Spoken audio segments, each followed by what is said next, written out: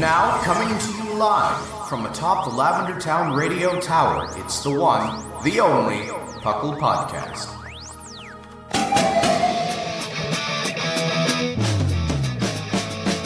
It's PUCL! PUCL! It's PUCL! PUCL! Pokemon Underground Champions League, oh yeah! PUCL! PUCL.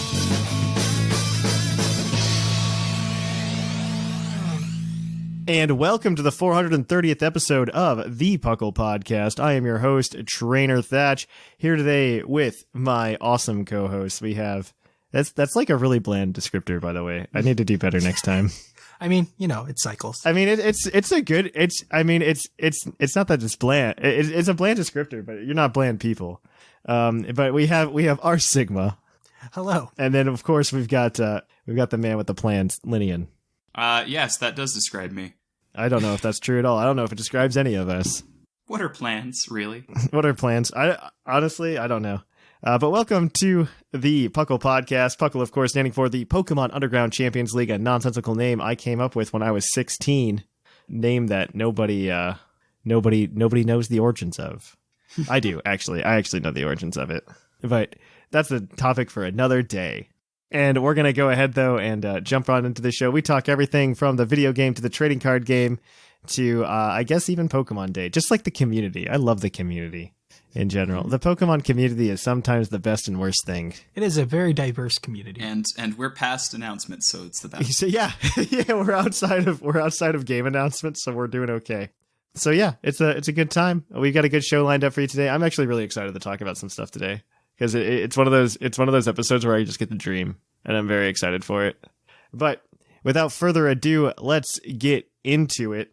How have you guys been up to lately? I forgot which segment I was in. I'm gonna be completely honest. I did notice. Sigma, what have you been up to? Just grinding out to the end of the Season 2 rewards over on the Battle Stadium. I have not done that either. When does that end? Does that end today? Yeah. Literally tonight. So it'll be Season 3 by the time this airs. Yeah, so I'll just waiting for Season 3 to start, I guess. That sounds like a good plan. Good plan, Thatch. Good plan. Yeah, if you start waiting now, you'll be at a lower and therefore easier rank to start climbing next month. It's all... Exactly. It'll feel better as you go up. Yeah, I need a confidence boost, so it sounds good. Gotta get that big brain play there. Especially since next season, it's a 2-month season, so it's 2 months, and we let in Incineroar. I know you don't think Incineroar is going to be as scary, but I think it's going to be. I think it's going to be scary. Okay, good. It's going to be terrifying because I'm terrified of Incineroar next season. Venusaur's scary too. Yeah, Venusaur's going to be scary too. Mm-hmm. That's true. I'm scared of both of them very much. So, what about you, Lenny? And how have things been? What you been up to? In Pokemon, I have been trying to do Mewtwo raids. I wouldn't say I've been doing Mewtwo raids. I would say I've been trying to do Mewtwo raids. I feel like you need friends. You have to have 3 friends to be able to do Mewtwo raids. Absolutely. I don't know that you could do it with the NPCs. No, absolutely not. I think a good way they could have balanced it is they could have made a limited NPC for this event. No, they could have. I think that's you could have had Masuda, Raihan and Leon. No, you could have Masuda or something, you know, you know what I mean? You could have Masuda or something. Get really meta with it. I think I'm not lying. I think that'd be a really good idea. Hey, you can put Masuda in the game, and hey, you can put Omori in the game or something, and they each have Pokemon that are good for helping with the Mewtwo raid. Mm. And you set it up so that only they appear during the Mewtwo raid. You don't make them OP or anything, but you make it so one of them's got a Grimmsnarl, that sets up screens. Yeah. And stuff like that. You give them good support bonds that help with the Mewtwo raids. Mm-hmm. I think that would have been cool. But we can get to that later today. But I think Mewtwo, otherwise I thought Mewtwo raids are fun. I mean, they're still fun. I'm probably gonna try to play some more today. They are fun. We'll get to that in the top. Yeah, we'll get to that later. For myself, I've been doing a lot of things. I've been mostly doing computer stuff for Pokemon, which is odd to think about because I've been playing with bots and stuff like that on custom firmware to set up distributions and stuff like that. So I've been doing that a lot. And that's been, I mean, it looks like the community appreciates it. So we'll see how that keeps going. There are some announcements to that. That'll be the next segment. I'll go into like some more details, but I've been playing a lot with that. I've been playing a lot with just like custom firmware and like playing around with how we can push the software and hardware. And yeah, I mean, I should have been playing the latter. I really need to do that. We did do raid night though. We did do Mewtwo raids. Everybody is awful. All the patrons are awful. If I see one more Centiskorch in a Mewtwo raid, I'm gonna lose my mind. I mean, its special defense isn't awful, and what you do is you get a dark type like Obstagoon, because darks are immune, you see. Yeah. Immune to that max heard knuckle. There's physical Mewtwo's out there. I have heard physical Mewtwo's exist. Oh, there Mewtwo's, are not only they do. physical Mewtwo's, all of them have at least Aura Sphere. Yeah. Oh. Yeah. It's a good time. It's a really good time. It's I mean, it's a good raid. I'm happy with it. I like this was like what I thought was missing from the raids in general was Mewtwo. So like I think this is really cool. You did make a really good point to me though the other day, Lynian, that they couldn't do this all the time. It only feels special because the boring ones exist. And you couldn't only have this couldn't be in the pool forever because the only way to reset raids is to clear them all. And if they're just raids you can't beat single player, it would essentially lock single player out of being able to raid at some point. So no, you're exactly right. Enjoy these while they're here. You're exactly right. No, I think that's. I mean, I think it's good to do it in like this limited, like 1 week type deal. Mm-hmm. I think it's very safe. To do it like that. I did like it though. It was very cute. This is pretty much what I expected from them. Yeah, I'm surprised we had such a quiet time between like Magikarp and this. Yeah, I mean, I like the way they're handling raids. Mm-hmm. I really like the way they're handling it. I think they're doing it mostly well. Mm-hmm. I mean, we've only got 1 month left of Gmaxes, and then it'll be interesting to see where we go from there. I wouldn't be surprised if they started doing, well, we might get like Melmetal drop or something like that, because Melmetal's in the code. Yeah. But I'm talking about like their standard like monthly raid cycle. I wouldn't be surprised if they like repeated it. They could repeat it, swapping versions. Yeah, they might repeat it, swapping versions or something like that, so that people who didn't get a chance to get it before can get it again. Mm-hmm. Because I would say not everybody got the game for Christmas. I would say most people got the game for Christmas, but not everybody did. So they weren't around for the whole cycle, right? And I mean, Snorlax was like only around for like a week or two after Christmas. Yep. So I wouldn't be surprised if they just like repeated it another cycle or something like that. Or just start doing legendaries through it. Yeah, or we do like Terrakion and you know, stuff like that through raids. Yeah, slowly add those guys to the game. Hopefully Terrakion's last. They're already technically in the game, but you can transfer them from home. Yeah, but you can't get them in Galar. You can't get them in Galar, and I'm happy about that. Can't add them to ranked. I don't know. Did they show them? So this is a question that I don't think any of us have the answer to readily. But remember when they showed Crown Tundra and they were showing all the legendaries? Did they show the Swords of Justice in that trailer? I don't remember. Believe so. I don't remember. I don't want to claim that they did or not. I don't want to say they didn't, but if you had to make me decide if they did or didn't, I don't think I saw them in the picture. Yeah, I don't know, because like I wouldn't be surprised if that's how they lock them, is if they lock them to the Crown Tundra to an extent, because I know they're probably like saving legendaries for that. Yeah, a lot of legendaries for that. Mm-hmm. I think 2 of the 3 would be okay to release in Galar. Yeah, but you can't just get that, okay? It's like, you know, if you don't release Terrakion, I think the other 2 are okay and competitive. Like that's true. I think Cobalion's decent. Like Cobalion's like he is decent, but he is not like over centralized. No, he's not over centralizingly good. Terrakion in a limited meta like we have now would be very, very centralizing. Unhealthy. Yeah, unhealthy. Same would go for another particular ground type. Mm-hmm. And so, yeah. Who's coming before we fill out the rest of the decks? Stupid Gen 5 physical sandstorm immune Pokemon. Yeah, those guys in particular. So, on that note, though, let's go ahead and kick it on over to the news. Let's cue that epic music.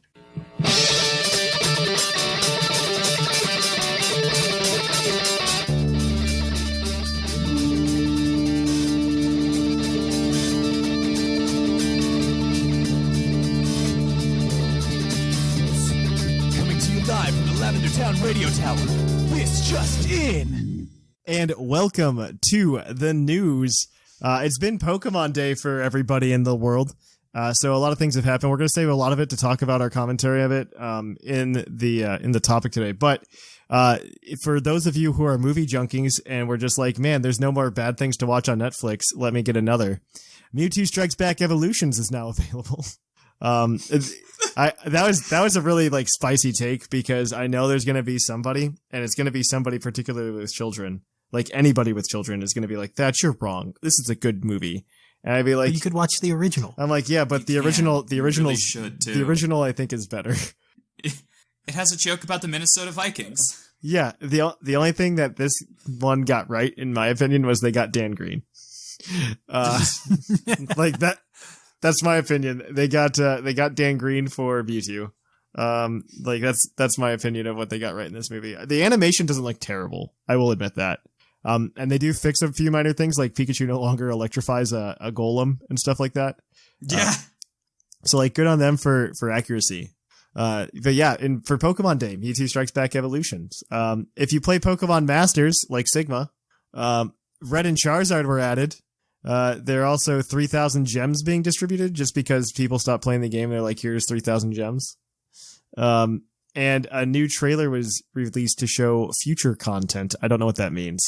Please explain. They showed off Wally. They showed off like outfits for Green and Blue that have their Mega Venusaur and Mega Blastoise to go with Red's Mega Charizard. That's cool. I'm into it. Lily's coming. Ho-Oh's coming. Who's going to have Ho-Oh? Looks like Morty. Morty or Silver, one of the two. Yeah. That's interesting. Considering there are no ghosts for Morty to have, I'm okay with him having Ho-Oh. Yeah. He doesn't have Gengar because Agatha has Gengar. Yeah. And he doesn't even get Miss Magus because they gave that to Fantina. So yeah. Makes sense. Yeah, makes no sense. issue with Morty with Ho-Oh. Yeah. So yeah, there we go. Pokemon Global Link this week was also shut down, which is good? Question mark? Good? Yeah, I don't know. It's better than it was. I'll be completely frank, because Global Link was always annoying. Like, I think that was the barrier of entry for a lot of these global competitions, was that you had to go online and then register for it and then play. And now that's gone. Like, if there's a global competition going on this weekend. If I want to play in it, I can go right now and sign up and go play. I think you have to sign up before. No. Probably. At least it's not that hard to sign up for it anymore. Probably. It's so easy to sign up for it. You do get the ball guy shirt for this one, which is kind of cool. And I'm a little upset if you're telling me I can't sign up. I can't just jump in right now. I'm a little upset. No, you can't. I realized that last night when I wanted to. No, I want ball guy shirt. I didn't get one either, Thatch. I'm so sad. Okay. I signed up. I haven't played anything yet. You don't have to. I think you just get ball guy shirt. No, you have to play one game. One game. Oh, man. We also got a new trailer for the Pokemon movie Coco. He's cuckoo for Cocoa Puffs. It's not that exciting. No Tapu Koko still. Not that exciting. It's not that exciting. I'm really just, man, we can talk about it later. I'm very disappointed with the movie. Shiny Celebi was in it. Yeah, Shiny Celebi's in it, which is kind of cool. Which means there might be a Shiny Celebi distribution that's going to be coming. Only in Japan with movie ticket receipt. No. It's fine. No, that's how you get Zaruda. That's how you get Zarude. Zarude. That's how you get Zarude. You only have your ticket, and then it comes to the U.S. on a scratch-off ticket. And the Battle Villa facility is now live in Masters as well. So if you wanted to go battle, I don't know what the Battle Villa does, Sigma. You get to choose like 9 trainers a day, and you get to go through with the same amount of HP per battle. There's like 25 battles you get to do over the course of 2 weeks. That's kind of nice. Got it. So yeah, it's kind of cool. Each day you get reset on HP, and you get to bring new trainers if you want. So that's cool. It's a nice little, but it keeps the status and how far you've gone, and it keeps like the HP of the last person you battled as well. So got it. Okay. That's cool. Yeah, it's a nice little battle gauntlet. That's nifty. And then I think the thing that we were fawning over very much so before this started was that there are new Pokemon shirts released. So for those of you who don't know, OriginalStitch.com has a deal with Pokemon where you can essentially make a shirt with these Pokemon designs for each of the original 151 Pokemon. They've now added 20 Johto Pokemon to the mix there as well. I want to get to the list because I was in checkout because I'm definitely buying one of these shirts. I have a list. I will. I want to look at them though, and ooh and ah at the same time that you talk about it though. Okay. These shirts are really cool. Most importantly, they come in Hawaiian shirt, which I think is a very important thing to state. There's a very particular Pokemon that has a Hawaiian shirt. Yes. We will get there in a minute. And so you can actually do pockets and stuff too, which is really cool. But Hawaiian shirts with pocket, they're lame. So the 20 Pokemon we have, one of them is Chikorita, which looks pretty nice. We also have Cyndaquil, which also looks actually pretty nice. I'm a fan of that coloring on that Cyndaquil. I'm a fan. I might get 2 shirts. And then, more importantly, there's a Totodile one. There's a which Totodile Hawaiian shirt. And he bites on the little stripes, and it's very adorable. There's a Spinarak, which is really cool. I mean, they're all cool. I'm gonna stop saying that. Pichu. That's not true. Not all of them are cool. Pichu, Togepi. There's a Skiploom and a Jumpluff, but no Hoppip. That means they haven't finished Hoppip. Yeah. There's Sunflora. I mean, these are like pretty Gen 2 Pokemon. I guess all Gen 2 Pokemon are Gen 2. That Sunflora face looks terrifying. Yeah, it does. There's Quagsire, which is very subtle. Like, you could probably wear that to like a business meeting as like a business casual, and nobody would know it's a Quagsire shirt because it's just like basic plaids with like Quagsires in the squares. It's very cute. There's a Slowking one, which is also very cool. Girafarig is nifty. Which is not. It's not that great. It's kind of terrifying, actually. The Pineco look like pineapples. I'm into that. And it's actually great. I'm really into that. Pineco pineapple shirt. Very cool. Then we've got Scizor, which is all right. I don't think that one's that great either. I can't quite see what's happening in that one. Yeah, well, I think that's the point. And then there's Delibird, everybody's favorite. I think I'll get that for Christmas. There's Mantine. Mantine looks pretty good. It's subtle. Nifty. It's very subtle. I like the more subtle ones. Like, they do a really good job, like, making each Pokemon, like, design unique at Original Stitch. And Stantler's really cool. Actually not. I lied. It's like Paisley with Stantler faces. Smeargle's out of stock. I can't even click on it to enlarge it. That's so sad. It's paint splatter with small Smeargles on it. There's a Smoochum, which is okay. It feels very 90s. And I don't think I could seriously wear looks it. Looks like a Rugrats. And then there's a Blissey one. There's Blissey, but I'm probably buying the Totodile one. And I wanted to say this to you guys. So, like, not only is it like a Totodile Hawaiian shirt, so like for those of you at home, Thatch wears a lot of Hawaiian shirts. I own enough Hawaiian shirts that I can wear a different one for like 8 or 9 days straight. And this is a way to say you have 8 or 9 Hawaiian shirts. Yes. But okay. Yes, but it's more dramatic if I say it that way. And some of them are actually from Hawaii. One of them is from Hawaii, and it's terrible. It's like my least favorite one. Oh, that's sad. Well, it's because it's like from the cheap place at Hawaii, not like the good place in Hawaii. Oh, it's like a tourist's Hawaiian it's shirt. like a tourist Hawaiian shirt, so it's like it's garbage. But I did it so I could say I did it. But this one's really cool. Not only that, but so another fun fact about Thatch, Thatch also really likes the Beach Boys. And if you look at any like album covers of like early Beach Boys, they're wearing like these really like just blue and white pinstripe shirts, which this looks almost exactly like, but with Totodiles. So like this is like the most Thatch shirt that's ever existed, and is going to be purchased. The only problem, like I will say, like these are not like cheap shirts whatsoever. No. This is like you're going, I've got $20. I can buy a shirt. I wish. No, they're $100. This better feel like silk, man. Like this better be the best feeling Hawaiian shirt I've ever had. And because I'm gonna buy it. Thatch's birthday's coming up, so if anybody else wants to buy it for Thatch, that'd be a good idea. Yeah. Throwing it out there, Ryan. Wow. First Ryan call out in a while. Buy me $100 shirt. Sure, right. A new year.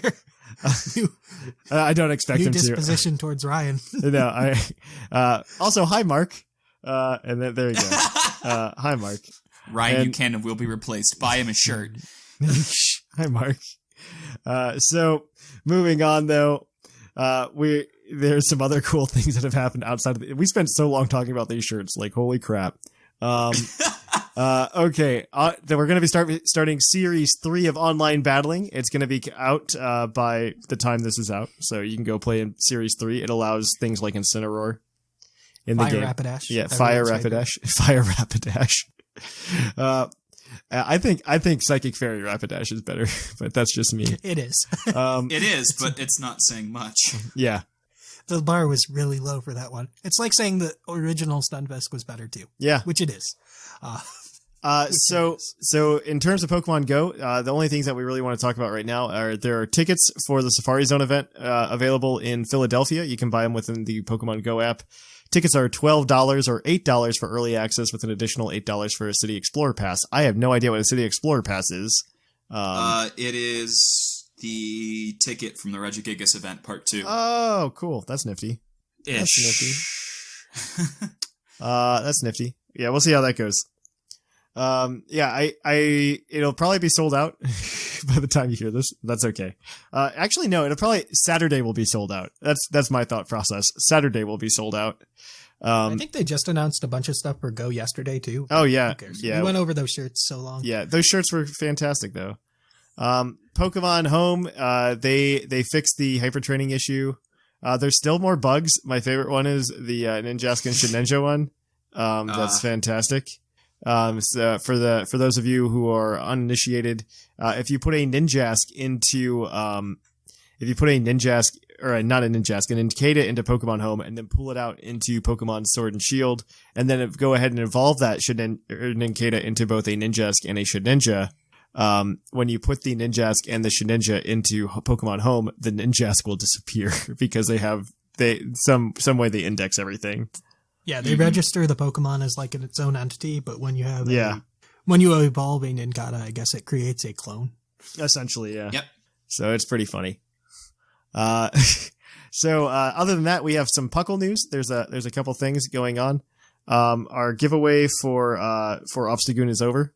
For those of you in the Patreon thing, there's like a lot of things I want to go over actually. But that's over. So Obstagoon's done for the patrons, but we are going to go ahead. And we're going to be doing shiny fossils for the $10 patrons, and then a shiny fossil of your choice for the $5 patrons. So watch out for that. We're going to be announcing dates probably next week for that, when that's going to happen. We are also introducing a new reward for the $25 tier. We have a bot that was working, and it seems to be very stable and work very nicely. On the Discord server, where you can essentially send in any like Pokemon Showdown set that you want, and it'll actually trade that to you.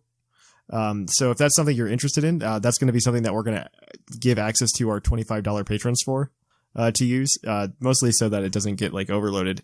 The other thing is, because we have this bot and it can do some really cool things, it can do some other stuff outside of just like giving you whatever you want. Just for like the general community, I'm looking into hosting Twitch streams where you can probably hop onto the Twitch stream and get like a shiny Pokemon that we decided to give away that week. Maybe like shiny. We'll start with like something small, like shiny Charmander or something like that, and we can move on from there. Everyone loves a Charmander. But yeah, just watch. So if you haven't followed Twitch already, do that. In addition to that, if you want a chance at a free copy of Pokemon Mystery Dungeon DX, go to our Twitter account or Discord server or wherever, because we've posted a giveaway for that. That ends on, I believe, Thursday. So go ahead and join that if you haven't already. We would really appreciate it. It helps people become more aware of the contest, helps people find PUCL, and it just makes PUCL a better place to be and hang out. So if any of that tickles your fancies, go ahead and do that. Outside of that, though, guys, I think that's it. We're going to change gears and kick things on over to PUCL's Poke Quiz, where we're going to quiz your co-host on their insane Pokemon knowledge.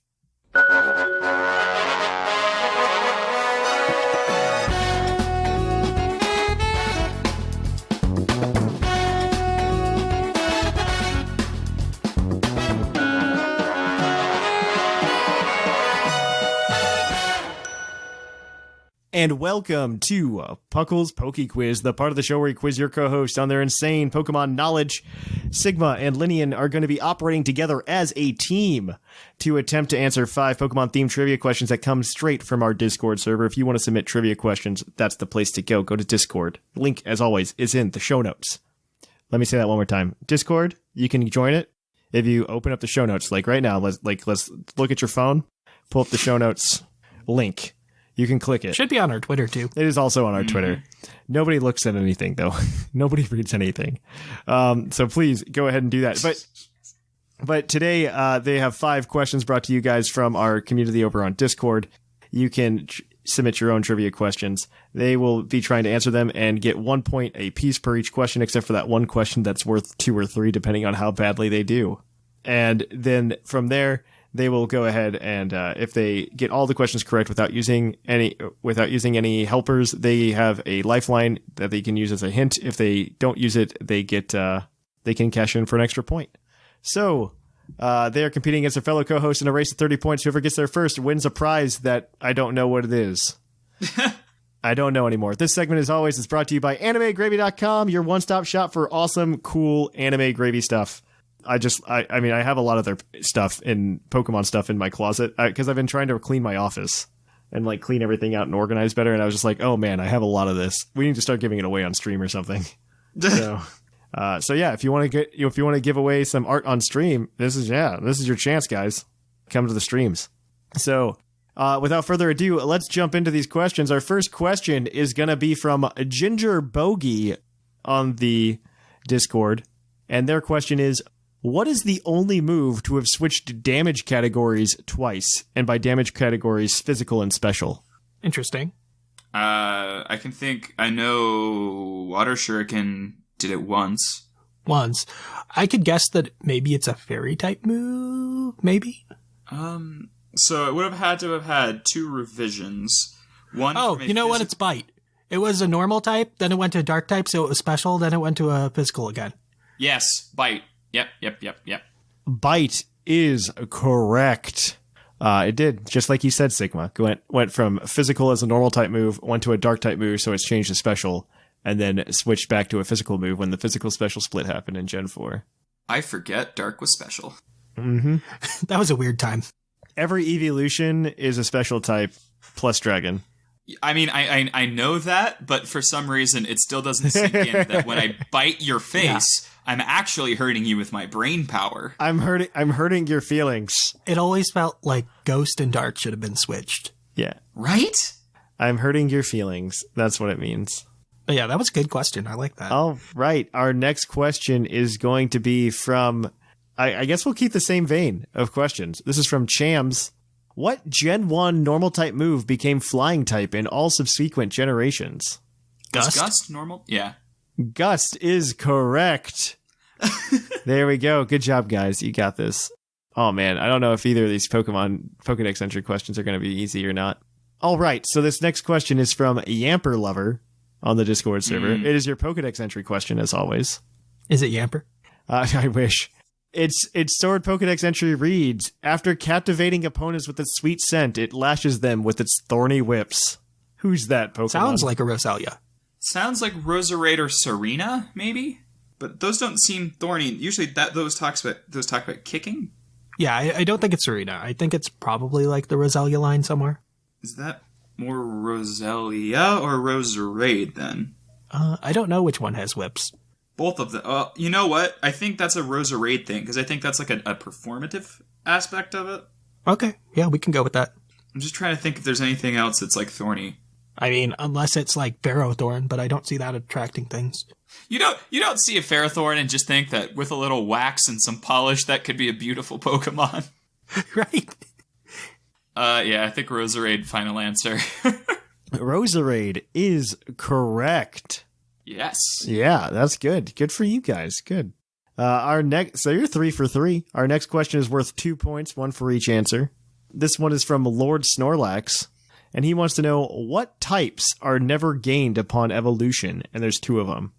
Well, we know Bug is, because you never become a bug. Nope, Bug is a shape. We've established this. Good callback. You want to call back? Really? What's really bad is I don't remember how long ago that callback was, and that might be like a year and a half ago. It's probably about. We were still doing cut-ins at the beginning of the episode. Oh, God. It was within the past year. I don't remember the other one, though. It's not water, because Azurill. Azurill? That's the name of... Yes, Azurill exists. Mm-hmm. It's not fighting. Does anything ever gain a normal type? Huh.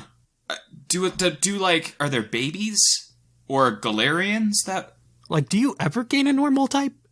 Yeah, I'm a ground type, but now I feel like I'm a normal ground type. I got less inspired, you know? I started conforming. I wanted to be immune to Ghost. That's all I wanted. Where are my Pokemon that become normal type? Pokemon that get to college and just realize they don't want to be quirky. They want to enjoy things like sitting at home and watching TV and bread with mayonnaise. I'm being serious, though. I don't know what kind of Pokemon would add a normal type. I don't think of any either. I'm just trying to double check the other types and fill time, interestingly. What about Rock? Oh, no, Choodle exists. Oh, yes, Choodle. Adorable little turtle. I can't think of anything else. I mean, going over other types. Dark, nope. Yeah, I'll go with normal. Normal and Bug are correct. No Pokemon gain those types upon evolution. I don't blame them. Could you imagine being the Pokemon that becomes normal upon evolution? I was reading something the other day that described normal type as it just means it's made of flesh. It just means it's an animal. Like, that's all this is. It's just an animal. Animalmon. You have an animal and you're just putting it up against dragons. And I'm like, you know what? That's a pretty apt description. That's how I would describe Chansey. And that's how I describe Sawsbuck. What is Chansey but a flesh lump? So speaking of normal types, our last question is a base stat question as always. And we want to know, this one's from Ribby, our trivia master. What normal type Pokemon has the lowest base stat total? Igglybuff comes to mind. Igglybuff is kind of trash. So is Cleffa, though. Cleffa isn't a normal type. Oh yeah, it isn't anymore. Same with... But Igglybuff still is. It's both. Azurill is not a normal fairy type, is it? It is. It is. Azurill is pretty bad because Meryl is pretty bad already. Yeah. Like Igglybuff at least has an HP stat. I think. It has like a 90 in HP or something. Something ridiculous. I'll go with you on Azurill. Skitty's bad, but it's not that bad. Like Happiny has like 1,000,000 HP, so I don't think that's it can't the case. be Happiny. Even if it has like a 5, 5, and 15 in attack, defense, and special attack. It's still I don't think it's that bad. I think it's like a 95 HP. Like, it's something ridiculous. So, what's your final answer? Whereas Azurill has nothing. Azurill over Igglybuff? Like, if it's not a baby Pokemon, we're done for. But Azurill over Igglybuff, you think? I think so. Okay, final answer. Azurill is correct. You guys have swept trivia today. You guys got 7 points for yourselves. Yeah. Nice. Which, I mean, this hasn't happened in a while, I don't think. So you should feel proud. So that does change up the rankings pretty significantly, as you can imagine, giving you guys a commanding lead, actually, over your co-hosts. Currently in first place, we have Lynian with 19 points. In second place, we have Sigma with 15 points. In the third place, we have Whimsicott with 10 points.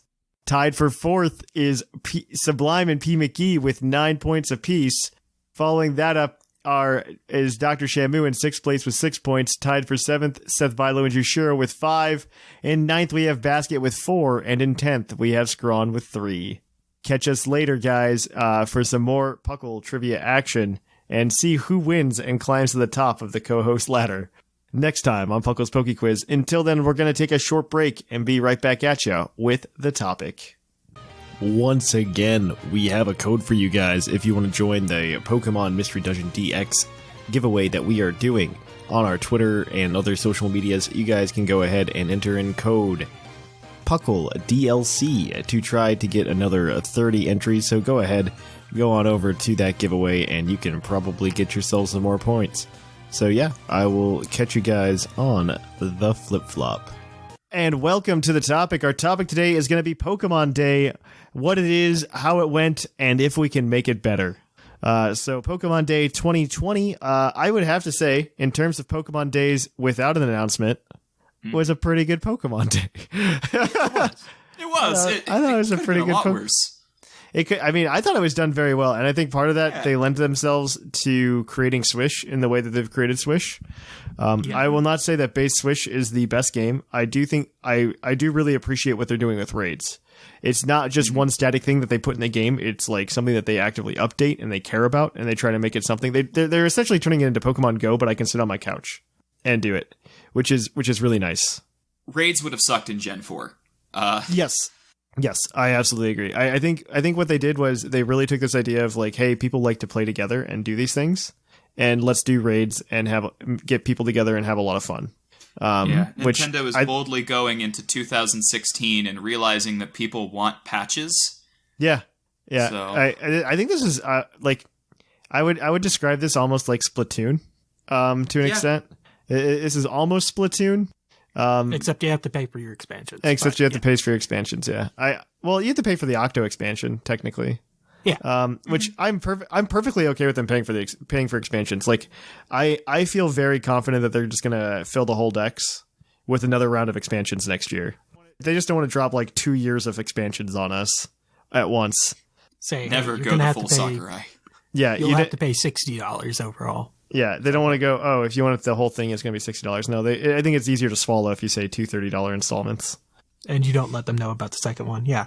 I think that's what you do. I think that that's very likely we're going to get two DLCs in 2021. Maybe a game in 2021. I don't even know if we're going to get a game. We'll see.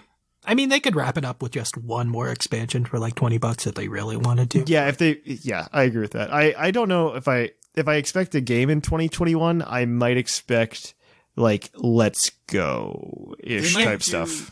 They might do something. They might go a full Torna the Golden Country route, where they do a full game release that you can do as an expansion to a base game if you already have that. So there's another campaign on your Swish cartridge that you can get to.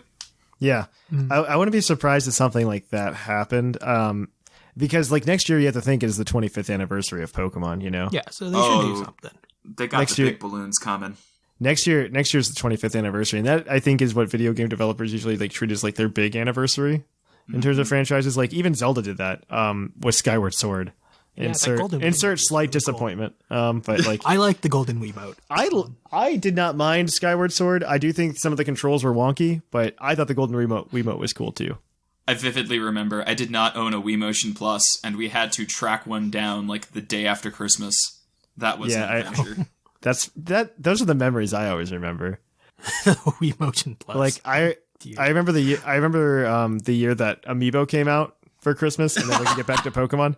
Well, so like I specifically told my wife, she was my fiance at the time. I said, I do not want any Amiibo for Christmas, and she goes, why? They look really cool, and I think that'd be something you enjoy. I go, that's the problem. I'm going to enjoy it too much, and I'm gonna want to collect them all. Until Animal Crossing flooded the market and killed this entire market on it, but whatever. And then she's like, I don't believe you. And then she ended up buying me like 4 or 5 of like the original 12 Amiibo. And we spent that like just after Christmas, we spent like 3 days driving around Columbus, Ohio, looking for the remaining Amiibo that we were missing. You weren't finding them. Need an Amiibo if you didn't get Marth. And then like the next 6 came out, and that was fun. I remember like we ran to a GameStop because we heard they had one pit. Oh no! And that was a fun time, that first year of Amiibo releases. Yeah, fun in quotes. But back to Pokemon Day, and not Thatch's Amiibo addiction. Pokemon Day, I thought it was handled really well this year. They added the Mewtwo raid, which I thought was really cool. I wish it was always there, but Lynian sobered me up. But I really appreciate the Mewtwo raid. I really like that they put the other Kanto starters in the raids as well. Yes. Flame Orb drops are pretty great. And Toxic Orb drops. I do wish that the Charmander was Gigantamax capable. That would have been nice. But then you have the whole but these two have Gigantamax eventually. Why can't we just have these be? Yeah, but they also just legalized Gigantamax Charizard with its hidden ability, and they didn't give an event for it. So, it would have been nice. Yeah. I can see it. I can also just see why they didn't. I don't think it was a great idea. I can just see the rationale. Like the way I would have made it better this year. I mean, there's two things you could have done, I think, to make it because we had the Pokemon like vote for your favorite Pokemon thing happen. And like Greninja won the whole thing. I think it would have been really cool if they would have done it as a surprise. If they would have been like, oh, well, we put Greninja in the game in raids. Like, I understand not doing it because, models and stuff like that. And it's against our plan, but like they would have probably been able to see it weeks ago. Yeah.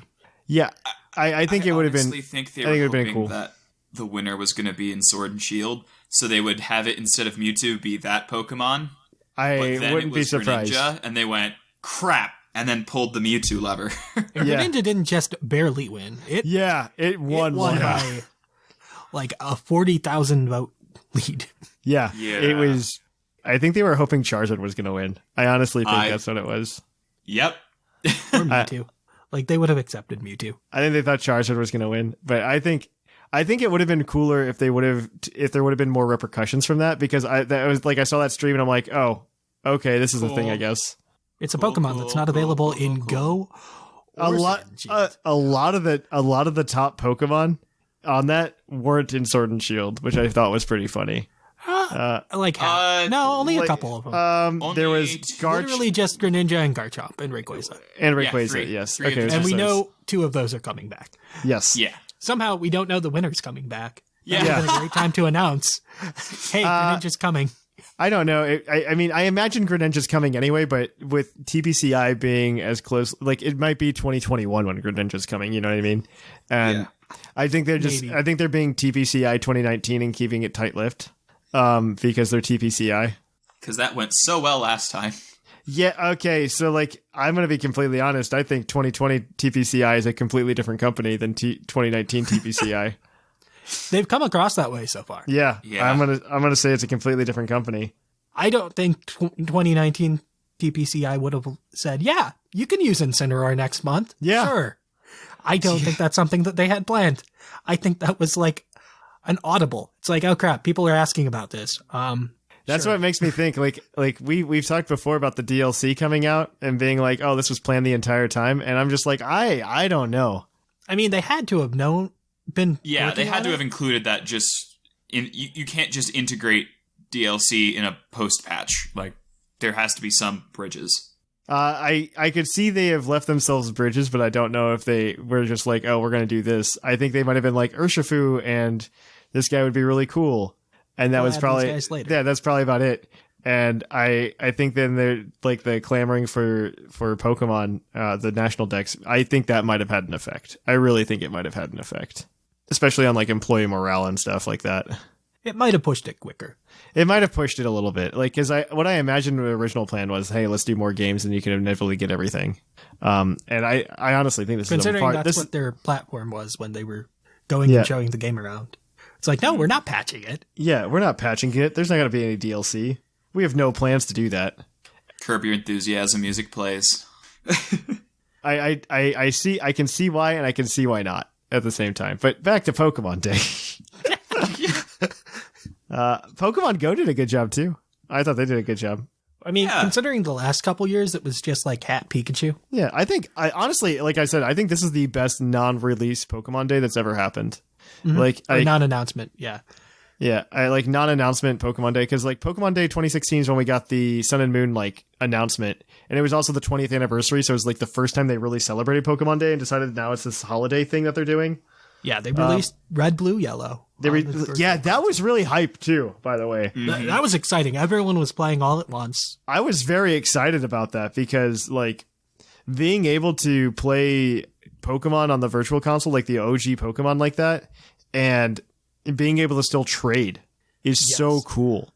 Like, because that was always the thing that I was worried about. I'm like, they can put it on virtual console, but how are you going to trade? And they figured out a way around it. Like, those guys know what's up. I'm so happy with that. Yeah, that was such a good Pokemon Day. And then they had like Jay-Witz back when he was a big player in the community of Pokemon. Yeah, he was. I remember there was a stream that was like 8 hours long that day. That like was just on the Pokemon channel. It was like Jay-Witz, Shady Penguin, a couple other people. And they were just playing Pokemon and having fun. I don't know. That was really cool to see. But that was also like back in the day when like PokeTubers were like, I don't want to say more personable, but They were all doing scripted videos. Yeah, they were all doing scripted videos rather than, hey, I'm battling. Hey, I'm going to talk about the news for the next 10 minutes because, we have to hit that ad revenue ratio thing. Yeah, I think it was a much different type of content that came out because of that. Mm-hmm. But still, it was a good time. Mm-hmm. It was a very good time. I was very happy with it. And then, like, the 2 Pokemon days after that, they were like, yeah, it's kind of a thing. Here's a Pikachu in Pokemon Go wearing a little party hat. Yeah. That was fun. Yeah, I thought it was cute. You enjoyed Pokemon Day, right? Yeah, I mean, they did pretty cool there. I thought that was cool. I think 2017, we said there was, like, nothing that happened. I think like I said, the next 2 years were literally just Pikachus and party hats. It was like Pikachus and party hats. I like that they actually took it this year and did something with it, though. Like, they did a lot. Because we also, the thing that we haven't talked about is Zarude, because it's not that exciting. No, it's wow, it's a grass dark with Leaf Guard? terrible ability. It looks like someone wanted to make a regional Passimian and then went, I don't think we want to do Gen 7s as Galarian forms, but they couldn't bring themselves to get rid of the design. So they went, guess it's a mythical now. A mythical that lives in packs. It's a mythical that lives in packs. And honestly, we'd have been okay if we never saw it. So the problem I have with this is, like, because Lynian and I talked about this when DLC was announced. Like, hey, we found this really cool way to make Pokemon or mythical Pokemon good with DLC, and they actually matter. They have stories with them, and I'm just like, yeah, this is the way they should just do it from here on out. They should just be DLC mythical Pokemon. I don't think there's any. I don't think. And then it's just like, hey, by the way, we're having a mythical that exists for a movie, and it's just like, cool, thanks guys, I appreciate you. You were the chosen one. Yeah, I was just like, that's horrible. I just want to. I didn't want to deal with that. That was so bad. It was. The design is not great either. The design's not great. Help. The typing's not awesome or anything, and it's not unique. It's. I think this is grass monkey in a. I think this is grass monkey in a generation with a starter that's a grass monkey. Yeah, I think it's just something that I'm like the least excited for this mythical out of any mythical that I've ever seen. Like, I mean, Meloetta was pretty. Melmetal? You think? No, Meloetta. Oh, Meloetta. Yeah. At least Meloetta didn't even have a movie. I don't know why it's a mythical. That's true. Meloetta exists constantly. Yeah. It's not good. No, it's not. It's cool design, at least. Like, it has that going for it. It's just fine. It's okay, I guess. It should have just been a regular legendary in that generation. Yeah. I don't even know about that. It could have just been a single stager that you find off in a ruin somewhere, and I'd be like, cool. That's an interest. That's a thing. That's a like Pokemon. They still haven't fixed it so that you can have Pirouette form in your party. I collected this. Like, that's how little they care about it. I'm so confused by this Pokemon existing, and it's okay if it just doesn't exist. I was hoping that it was going to be it was going to be some middle ground between Hatterene and Grimmsnarl, because Hatterene and Grimmsnarl have this intricate relationship where they're just both both fairy type Pokemon that deal with hair Pokemon, and one's only male and one's only female. And it would have been really cool if we would have had another a third one to go along with that. That would have been really cool as a mythical. Galarian Tangela. Galarian Tangela. There we go. And that might. Hair. There's Wait, zero that's chance. Just Karibo. There's a chance that exists somehow in the future. That's something I was surprised that they didn't do for Pokemon Day. Was just show off a little bit more of the Isle of Armor. One more Galarian form. They could have been, hey, here's Slowbro. Yeah. We know Slowbro exists. Hopefully there's another Galarian form out there somewhere. I think the problem is if they show Slowbro, everybody's going to be like, I have my Slowpoke and I want to evolve it into Slowbro now. Right? Yeah, that's why I said you could show something else that's a Galarian form in the DLC. I don't think we're going to get much more in terms of Isle of Armor stuff until April or May. Yeah. I mean, I don't need to see a lot for that. Because honestly, I think with the amount of information we have for Isle of Armor, I'm perfectly content with no info drops until the game comes out. I just think with how kind of boring Zarude was, it would have been something to excite people. Yeah, I think they were trying. I think this was just a misstep on TPCI, thinking, oh, people are going to get excited for the same old song People will and get dance. excited for this Pokemon they've never seen, but also it's a mythical, so you can't use it anyway in most competitions. Yeah, well, even then, like, I think it would have been more exciting if it would have come out today. I think Pokemon Day is a better time to drop a mythical Pokemon than a movie. Because, first of all, the US didn't even get an official announcement for that movie yet whatsoever. No, they're still retweeting and saying, hey, check back soon. A retweet from the international TPCI account retweeting the Japanese TPCI account. Yeah, it's like, check back soon for more info. Check back soon. There might be a movie next December on Netflix. Wink, wink. Wink, or wink. next Pokemon Day. Yeah, next Pokemon Day. Next Pokemon Day. So that's excited for Zarude. It's like, no, I'm not excited. I'm not excited for Zarude, and you can't make me. I just don't care about it. Yeah. Oh, no man. one does. It's fine. No, it's He's fine. a monkey. Yeah. He's a boring monkey. There's better monkeys in this game. There are better grass monkeys in this game, and I don't even like them. How dare you say bad things about Thwacky? How dare you? Thwacky's the best grass monkey. Best grass boy. He is. It's not competition. Oh, God. No, I don't know. I think they could have done better. I think if we would have got more info for Isle of Armor would have worked. Personally, I just think when they announced Isle of Armor, I feel like they really just kind of blew the whole thing out, right? Like, I think they used up all the ammo you could get for Isle of Armor because they gave us all of the things that were happening in it. I mean, there are further details that we could see still. I think it would have been if they would have held off in the original announcement and been like, they could have hidden apricorn balls from me, right? They could have hidden like that from me and then brought it out today or this week, and it'd be like, oh, that's really exciting. I'm sure there's more Gigantamaxes in Isle of Armor too, but we don't need to see those right now. The other way they could have made Thwacky good, like really good, is they could have shown you running into Thwacky, like in the overworld. Like, I think that would have been more hype. Like, literally just that change. Being like, oh, it went from a mythical that we got in our mystery gift box to, oh, it's a mythical that we have to go and do something to go get.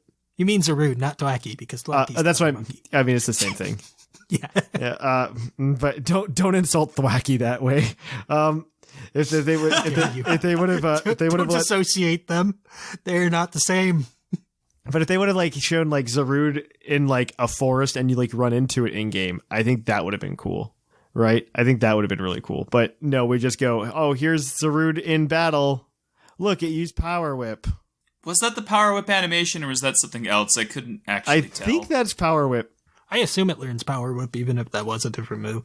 Right. It has those little whips on its There's like a non-zero chance it might have been Frenzy Plant, but nobody uses that.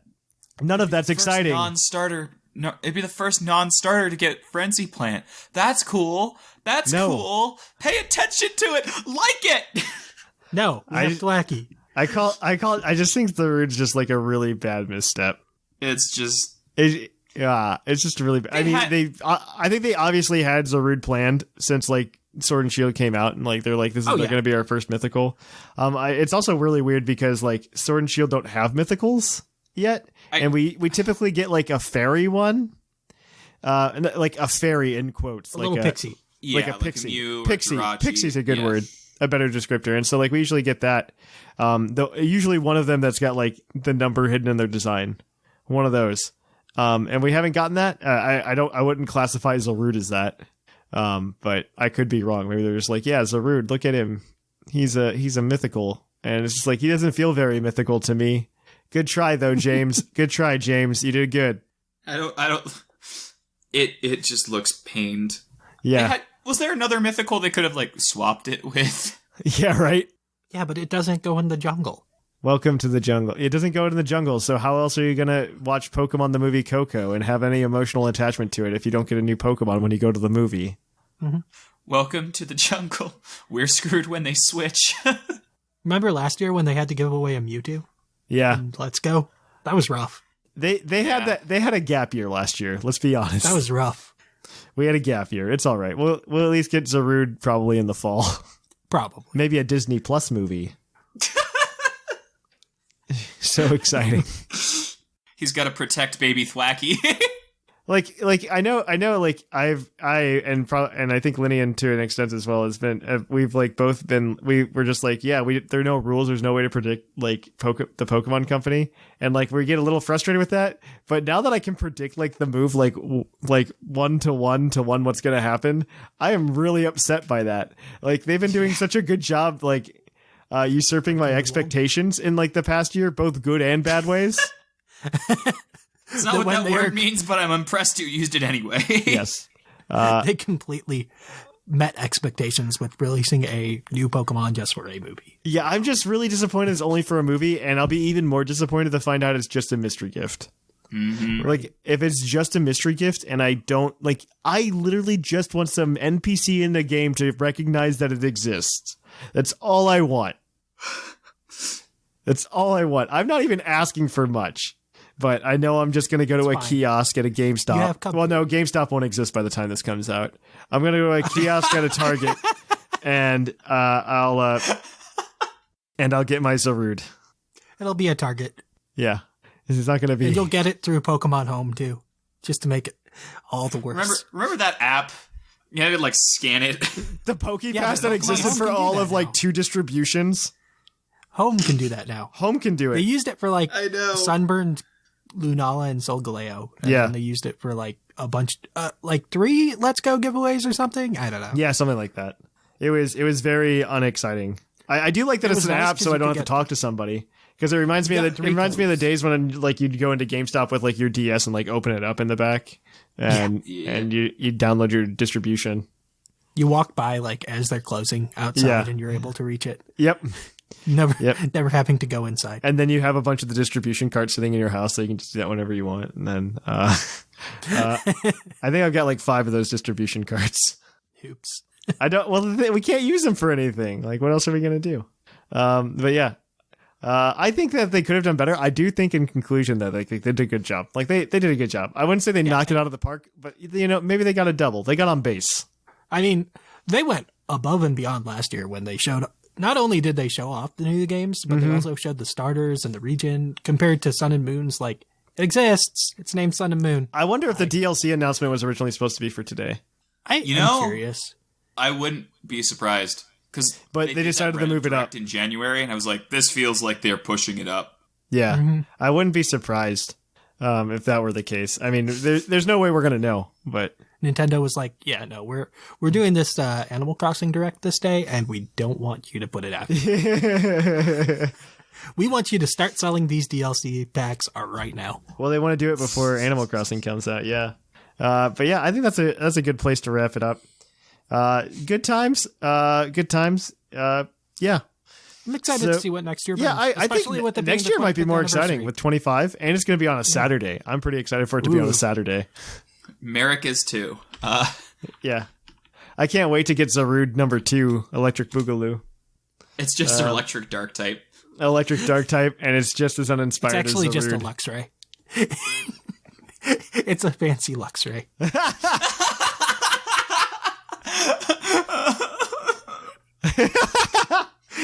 It's the Deontay to a Luxray. On that note, we are going to kick it on over to the poke of the episode after this short break. We will catch you on the flip-flop. Hey guys, Seth Philo cutting in to tell you about something awesome that I've been absolutely loving. Vite Ramen. If you guys know me, you know I have a borderline noodle addiction, and part of that love has always been a guilty pleasure for ramen. Well, Vite Ramen is ramen, but get this, it's actually good for you. You heard me right. The guys at Vite Ramen have spent years making ramen that's nutritionally complete, and I absolutely adore it. Each bowl has 30 grams of protein, which is more than your average protein shake, 7 grams of fiber, all 27 key vitamins and minerals that you need, and most importantly, tons of awesome flavor. Oh yeah, and did I mention it still only takes 4 minutes to prepare? It's basically still instant ramen. You can head over to viteramen.com and pick up soy sauce chicken, garlic pork, and my favorite, vegan miso flavors, as well as handy utensils and other such stuff. And here is the coolest part. At checkout, enter code PUCL, and you'll get 10% off your entire order. That's PUCL, all caps, for a whopping 10% off. Anyway, I gotta get back to rating, and you've got a show to finish. Catch you guys on the flip-flop.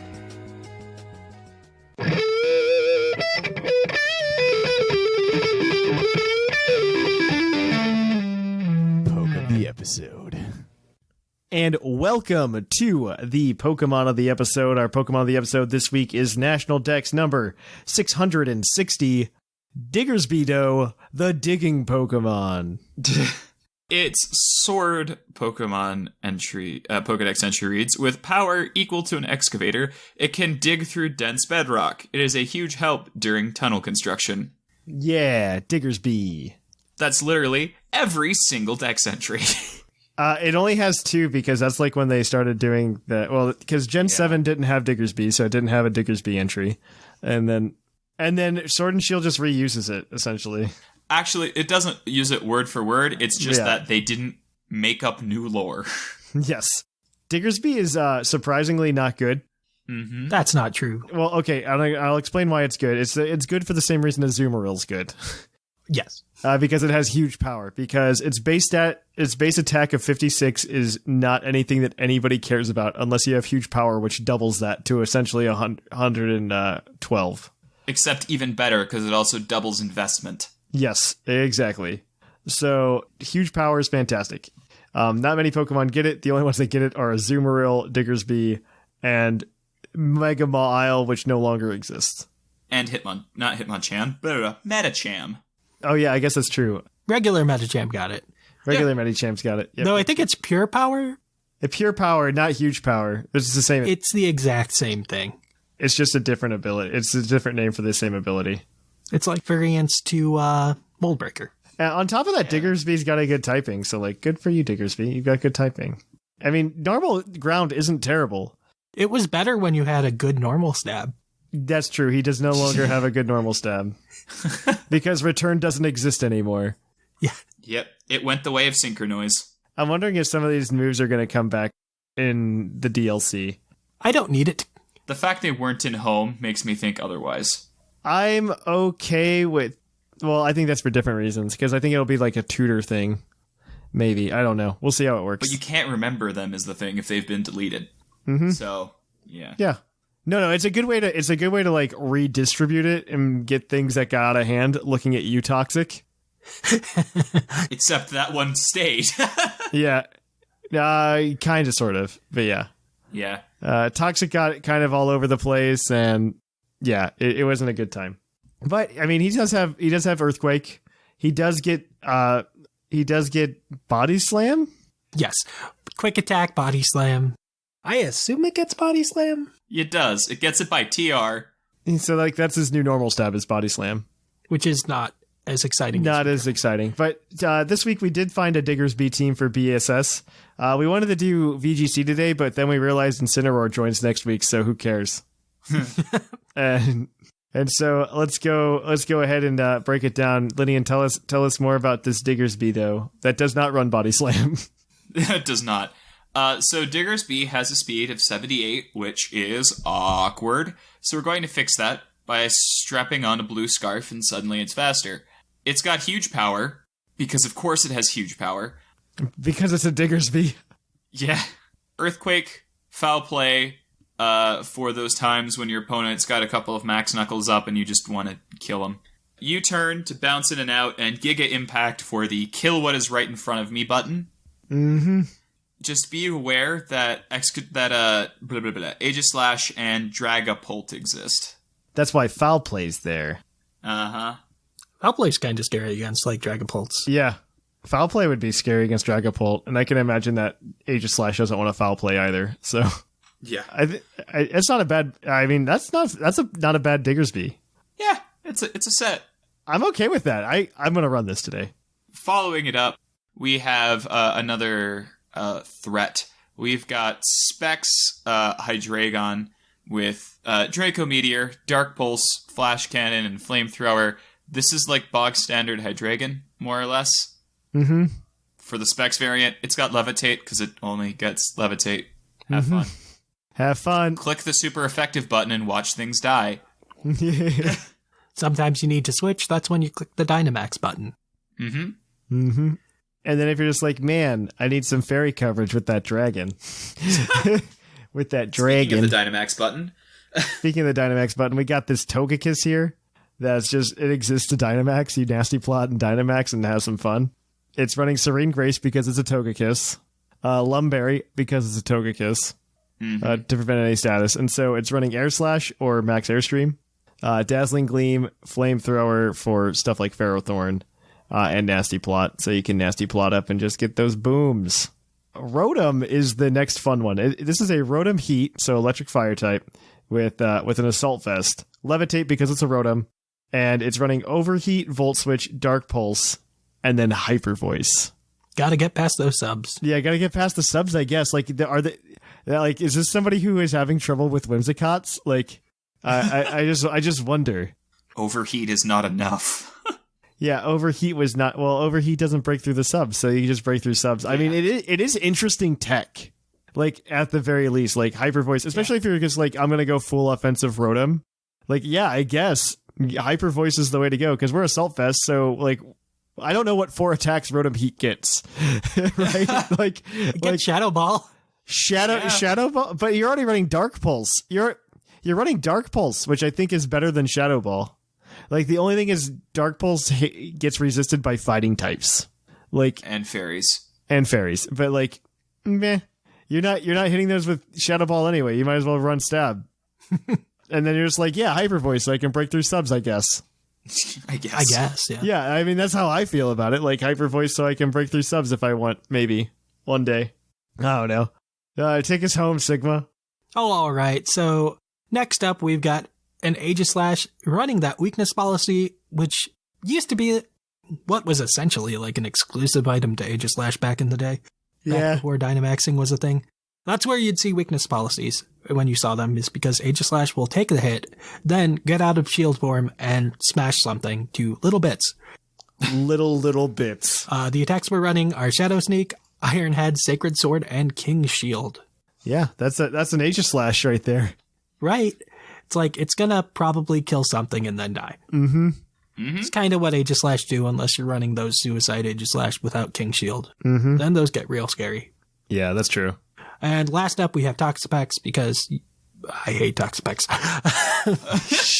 We have the Regenerator ability holding Black Sludge, because we're a Toxapex. Most of this team is like, yeah, because it's this Pokemon. We could technically be running leftovers, but, you know, just in case somebody tries to steal our hold item, we're going to hurt them. Trick Obstagoon counterplay. Yeah, if they want to trick, they want to switcheroo. No, they're taking the Black Sludge and they're taking some damage. Mm-hmm. Anyways, the moveset is your standard Toxapex moveset. Scald, Toxic, Recover, Baneful Bunker. We use it to stall things out when they're not prepared to deal with a Toxapex. We'll either burn or Toxic them. And just switch out to Recover when you can't click Recover. I think the story of Battle Spot singles that I've noticed like in the past like couple of months since we switched to that format mostly from OU has been mostly because you can't really play OU on cart, which is really disappointing. It's sad. I'm still disappointed by it. Maybe one day they'll fix it. Maybe one day. But thing I've noticed is like you run a bunch of standard stuff and then like one or two like weird things. Mm-hmm. Yeah, I'm okay with that. And I'm okay with that. I think it makes Pokemon a bit easy. I don't want to say easier to play, but much easier to jump into. That's the word, I think. It's like if they don't have an answer for something, then you can just run train with, say, Diggersby. Yeah, like Diggersby is it's not a standard Diggersby per se. I mean, like you typically don't run Giga Impact on your Diggersby. The Bring 6 Pick 3 format lends itself very naturally to encouraging you to experiment. Yeah, which I really like. With the Slaughter too. I really do like that. Because like this is stuff that I would have said, well, you shouldn't do that in the past, but now it's just like it's just a lot of fun to try something like that. Yeah. Other ways you can run Diggersby if you're like making your own team. It does get bounce, so you can It does get bounce, which is very exciting. I'm sure it gets a fighting attack too to boost its attack up too. Yeah. So I'm very excited. It has Sword Stance to break stall. So there's options for your Diggersby outside of this team. Yep. But yeah, you can grab it on the Discord server. Link is in the show notes. Open up the show notes. You click the link and it'll take you to that Discord server. It's in the show notes. Where is it, guys? It's in the show notes. Okay, moving on. That has been our Pokemon of the episode. We're going to kick it on over to the mailbag. It's mail time! Send in your emails! Mail! Welcome to the mailbag. The mailbag, as always, is brought to you by the fictional energy drink Green Toros, the energy drink that gives you hooves. Hooves. That's energetic. This is the part of the show where we read your listener emails. You can send them into puclpodcast@gmail.com. People already have, so we're going to read them today. We usually have a prompt. Last week we asked you what mechanics you would like to see return, and if so, maybe changed or tweaked a little, maybe? That would be interesting to see. So let's dive into it. Our first email this week is from Trevor. I'll grab this one. Hello, writing in after listening to last week's episode. My brother and I listen to the podcast on the drive to work in the mornings. Hello, Trevster's brother. Hello. There we go. You're on good terms. Yep. Unlike who you will not be named. Yep. Until he gets your shirt. Yeah, Ryan. Didn't buy me a $115 Hawaiian shirt. I'm kidding, Ryan. Please, he's going to listen to this on Monday. Like, we're going to hang out tomorrow, and then he's going to listen to it on Monday. He's going to be like, hey. That whole time. Yeah. There's plenty of mechanics I'd love to see come back, but the ones I miss the most are the ones that are making the world feel alive, such as walking with Pokemon, or earning trophies, or setting records in the Pokéathlon. Maybe it's the Animal Crossing enthusiast in me, but I love when the cities and towns have things to interact with, or reasons to revisit them again, or just a fun place to walk around in. I like it when they're more than just a place to put the next gym battle. Let's put those Sword and Shield criticisms aside. It's like that is like a huge criticism I have of Sword and Shield. Like, there's nothing in any towns. Apart from Stow on Side. That's the only place. Exactly. Like, there's not much. Like, maybe Wyndon. Sirchester, there's a little bit to explore, like with the hotels. There's not much to explore, which is upsetting. I do miss, like, I was playing Leaf Green recently, and I really would have liked to see something like Silphco or something again. That would have been I was cool. going to say, don't you love dungeons like Galar Mine or Galar Mine number 2? Yeah, oh my gosh, okay, we're done. For example, remember when the GTS was a location in game? I do. It's not even in this game, though. You could visit Goldenrod, and there was a Pokéathlon on one end, and I believe the GTS was somewhere in Goldenrod as well. Above it was the bug-catching contest in that cool giant park, and it was shaped like a Pokeball. Plus, as part of the story, you get to go back to the radio tower. That is true. I miss backtracking a little bit. Only a little bit, though. Only a little bit, but I do miss it a little bit. Backtracking would get a lot better if it was stuff in towns, and also we still had fly on a menu. Yeah, we do have fly, though. Yeah, that's what I'm saying. Yeah. We have fly on a menu, so if they had the things in towns where I could just go there immediately, backtracking is basically nothing. Oh, yeah. How about that great dungeon underneath the 8th gym? It wasn't really a dungeon, but yes. It's as close as we got. I really wish we had a dungeon. That was probably the most upsetting part for me. But I think it was Olivine that had the battle tower, and another town had the safari zone. This is a lot of like Heart Gold and Soul Silver reminiscing I'm getting from this. Wow, people reminiscing about Gen 4 in the PUCL emails. I'm surprised. It's okay. It's not real Gen 4. It's like Gen 2 remakes.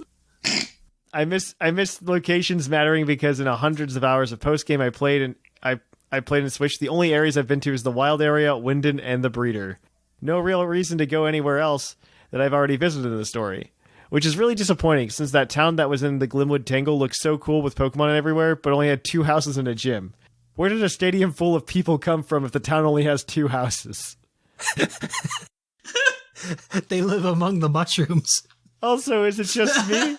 Or did the battle tower get way too easy this gen? I love the idea of rental teams helping you learn new playstyles, but I feel like the entire point of the battle tower isn't to see how high you can climb, but instead just do 50 battles, unlock the judge, and never touch it again. Because it doesn't challenge you any more than it already has. You can bring Sword Doggo. I was going to say, I recently did 100 wins just so I could get the card background. Yep. And I definitely used Sword Doggo, Marshadow, and Zero. Yes, that sounds about right. As you should. I honestly don't mind Battle Tower being easy because, being able to brainlessly get BP is probably fine. Yeah. On the other hand, the fact that there isn't a more challenging mode as well as the easy mode is probably, I would feel, a more directed complaint. Yeah, because they did that in Ultra Sun and Moon, where they had easy mode where you could bring legends, and they didn't bother power leveling your team to 50. Mm-hmm. Mm-hmm. Or you could do hard mode where everything's set to 50 and enjoy. All right. Let's see. Battle Tower, blah, blah, blah. It's a stepping stone into online battles, which is great, but it's no longer the end game content that it used to be. Granted, I do think online battles are much better this time around. I think they're much better. Easier. Yeah, much easier. They are fixed a lot with the like slow rollout of Pokemon too. I think it's done very well. Hopefully next gen or DLC they do something like the Battle Frontier, because in my opinion all the different battle modes and the hidden bosses that were the Frontier brains were awesome. And felt very accomplishing to try and collect the golden badges from each one. Hopefully I'll be able to jump in next raid night. See you then, Trevster. Yeah. Yeah. I like that one. He made us think. Yeah. Our next email is going to be from Fawny. All right. Hi, Puckle Crew. This is Fawny with a pronunciation guide, so thank you. At the beginning, yes, because I would have gone through this entire email mispronouncing that name. Yes. And it would have been really embarrassing, and the British gent would have been laughing at us. Yes, he would time. have. He absolutely would. And writing to you for the first time. I started listening to your podcast when the first Gen 8 trailer came out about a year ago. It would have been a year ago, yeah. It would have been exactly a year ago. Would have been like my first episode, too. Yeah. Yeah. And been listening every week ever since. As for mechanics, my first game was Crystal, which I played for years, and I truly had a comeback for Sun and Moon. I went through the Pokemon is not cool phase, as probably a lot of people too. My ex-girlfriend hated that I played games, so she told me to leave my DS at home. I'm Hungarian, living in the US. Needless to say, we are not together anymore. Rightfully so. Made me choose between Pikachu and my girlfriend, and well, I choose you. I married a wonderful lady who I can play Pokemon with. Smiley face. Aw. That being said, though, I haven't been around for a lot of previous mechanics. When I think of mechanics, my first thought goes right to shiny hunting, which is fair. It's changed a lot over the years. Mm-hmm. A lot. Mm-hmm. I started shiny hunting to calm my excitement waiting for Sword and Shield last year. I didn't like Masuda, so I am assuming it's the Masuda method. Yeah, that's what I think. Or she just didn't like Masuda. Random dunk on Junichi Masuda. Yeah. It's like, I hate Masuda. Random dunk. So I did SOS, which actually worked really well for me. Yes, it can get a bit boring, but I feel like it's better than hatching eggs or doing KO's method. SOS is faster and the odds are way better. No. So in Sword and Shield, it's really easy to do RNG method, but that's also kind of boring because you always know when the shiny's coming. But yeah, you want that excitement. You got to get that reaction for the Twitch crowd. Yeah, you don't get the excitement when you know exactly when it's coming. So that is a fair point. I have done Masuda hunts in Sword and some KO, but they are not my favorite, and the odds are not great either. Yeah, the KO method, from what I've heard, is bugged because it only works like a third of the time. What? Like 1/3 of the time, the KO method actually affects your shiny rate. That's stupid. Yeah, it's dumb. So knocking out things is not the way to go. No. Which is sad. Looking at videos for other shiny hunters, Dexnav and PokeRadar looked really fun, and I wish they could make a comeback at some point. Don't we all? I like Nav. I didn't like Radar. Whimsicott and I had that discussion last episode. Yeah, Dexnav was the one in Oras, right? Yeah, Dexnav was in Oras. I'm on the same page as you, Lynian, but my understanding of it is like the PokeRadar is like the more intense version of that. So like when you go, Dexnav's easy mode, and you really get into it with Dexnav, or not Dexnav, PokeRadar.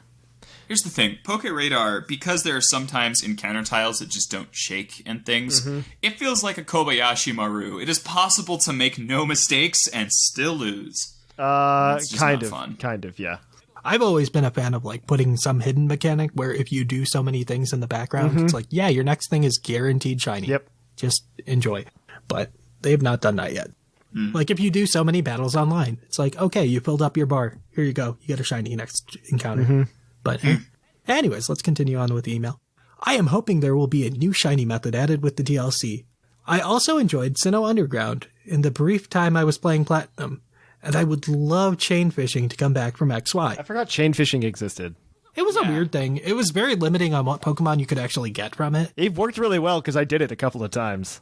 Mm-hmm. Yeah, like you always had to have, I think, artillery in the front. Yeah, you had suction cups. Yeah, Suction cups, yeah. I used whatever they're called. I don't know what else has suction cups. I always use artillery, so. What's the contrary? Malamar. Malamar, that's right. I wasn't 100% sure if that thing had suction cups. He would have been my next guess. Another thing. You were talking last week about how you can't change your clothes when you're on your bike in Sword and Shield. But you actually didn't mention that bike and biking clothes customization will come with Isle of Armor. Yeah, but I don't expect it to be good. Yeah. It's a wait and see thing. Yeah. I am actually super excited about that, and about the DLC in general. I also love that in Sword and Shield, I don't only get the shades of color of my game, like it happened in Sun and Moon and Ultra Sun and Moon. I love blue and purple, but I was also playing Sun and Ultra Sun. You could get them in Festival Plaza. I think so. Which is dumb. But you could get the other colors from Festival Plaza. Like buying it off other people. Yeah, that was dumb. That was dumb. Anyways, thank you if you were reading this.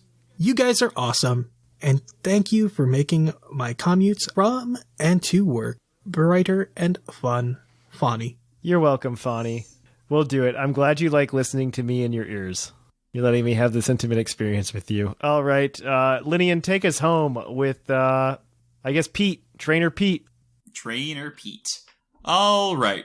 Dear PUCL crew, the Galar region in Generation 8 is my first Pokemon experience back in the series since Generation 3.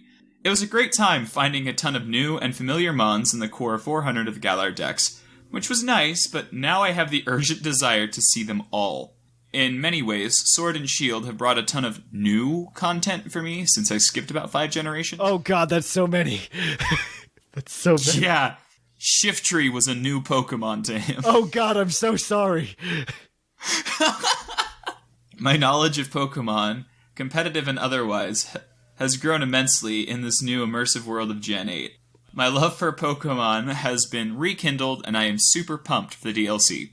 One feature that I think should be brought into the future of Pokemon is interactive side missions, or quests that can appear in post-game or DLC that give deeper dives onto the specific lore of specific Pokemon, not just legendaries, mythicals, and that'd be cool too. For example, a quest can entail exploring specific unexplored regions of the map to uncover hidden or lesser-known areas where these Pokemon reside. This would definitely call back to the excitement of uncovering the dwelling places of rare Pokemon, and give a sense of achievement when finding and ultimately catching them, i.e. Regigigas, Regis, and Rayquaza, or the Send-Off Spring is the one that always comes to my mind. I'm not sure learning Braille was the top point of finding. Whoa! It was pretty Learning good. Visual Braille. Still, I think that unlocking Unknown and Gold and Silver was more fun than the puzzles. I thought unlocking Unknown in pretty much any game you could unlock Unknown in was very exciting. Like the little picture puzzles, those were great. Yeah, I still can't do them now as an adult. Yeah, some of them were actually kind of hard. Yeah, that's why I liked them. There's like some pieces where like the line they don't match up exactly and stuff, like, or they look like almost exactly like each other. Or like Kabuto with the border around it. I hope that the Pokemon Company hears the community's requests and give us what we clamor for. Thank you all for the great work on the podcast. Keep up the great work. Sincerely, Trainer Pete. Postscript, with the reveal of Zarude, the new mythical, all I have to say is he looks dope. Could we be getting an in-game mission to discover and catch him with the DLC? Absolutely. No, he comes in a Cherish Ball. We saw that in the trailer, and you're gonna like it. After you watch the movie, you can have him and you can understand what he's about, but it's nothing to do with how he is in the game. No, we're in the West. We get that thing like months before the movie comes out. It's gonna be. Here's the thing without the context. I can't wait for its giveaway move list to be, and write this down because I am going to be 100% correct. Life Dew, because it talks about the healing thing. Power Whip, Beat Up, and Night Slash. What, you're not going to give it like Hold Hands or anything? Nope. I think Beat Up probably won't happen. It'll probably be something else. Beat Up is but it talks about it fighting in packs, and it's a stab dark move. I can see it getting beat up. It probably has a signature move somewhere. Yeah. Probably a dark move. Probably. Dark Vine. Ew. Maybe we'll finally give Celebi a signature move, too. But thank you for sending in these emails. You guys can send in emails next week to puclpodcast@gmail.com, letting us know what you thought of Pokemon Day. Did you think it was good? Do you want it to be better? Do you want it to be worse? Let us know in emails at puclpodcast@gmail.com. We look forward to hearing from you guys next week. And if you want to keep up with the show throughout the week and maybe join a contest where you can earn or win either some of the DLC or a copy of Pokemon Mystery Dungeon DX, you should go over to our social medias over at Twitter, Facebook, and Instagram. You can also keep up with Puckle throughout the week by just hanging out with us on the Discord server, which is in the show notes. Did you know that's where the Discord server is, guys? It's in the show notes. They'll find it eventually. It's in the show notes. I'm just letting people know because people seemingly don't understand that it's in the show notes. And so you can also keep up with Puckle by checking us out over on YouTube, where we post videos. We're working on some other smaller projects over there that will hopefully get off the ground within the next month or so. And we're also on Twitch pretty regularly. I think I'm going to try to do one of those Twitch streams where we give away like a shiny Pokemon just for funsies for like community building purposes. So go over to twitch.tv/thepuclpodcast for that. I'm there. Lynian's there. Sometimes Shamu's there. Sometimes Jushiro's there. A lot of us are over there hanging out. If you want to help out the show in a few different ways, the best way to do it is obviously through Patreon at patreon.com/puclpodcast, where you can get rewards such as Pokemon distributions and getting access to our Pokemon, create a Pokemon bot. I guess that's what we call it. You can get Puckle Breeder Bot. That's what I actually call it. But maybe you should change his name to create a Pokemon bot or something. I don't know. But he's you can go over there and you can use him if you're at the proper tier, or you can just be part of the distributions that we do every month. You can also go over to our TeePublic Store, buy some t-shirts, everything you buy there helps support the show. And of course, if you want to do even more cool things, you could use your Twitch Prime subscription on us. We would really appreciate that. Or you could, of course, go ahead and what's the other one? Buy Vite Ramen. If you want some healthy ramens. It makes me feel better about myself when I eat it. They did also just announce they are doing a Kickstarter for the pre-launch, and then eventually they will be introducing this back into like their normal. Is it happening? Is it happening? Spicy ramen? Yes.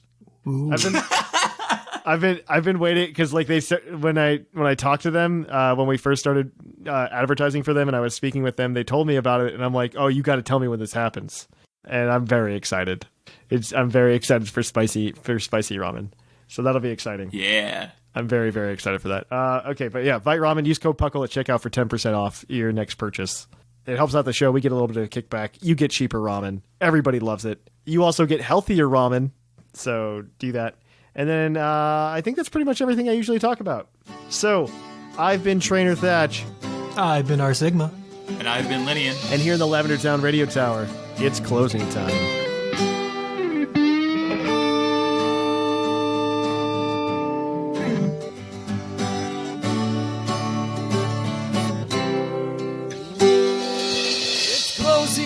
Time in Lavender Town.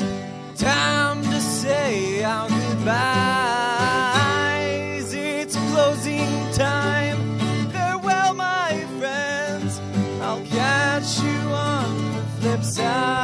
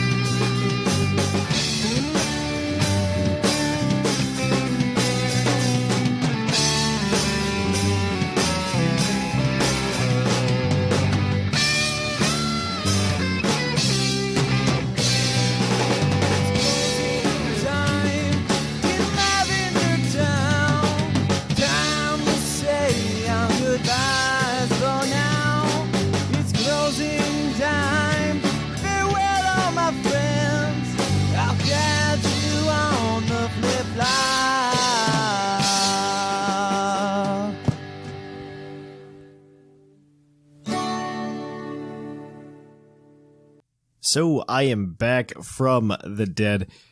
Full transparency to you guys, I really do thank both Yushiro and Whimsicott for leading the show these past few weeks, as well as Basket Sublime, Scrawn, and oh my gosh, the name is Sigma from picking up the slack while I was gone.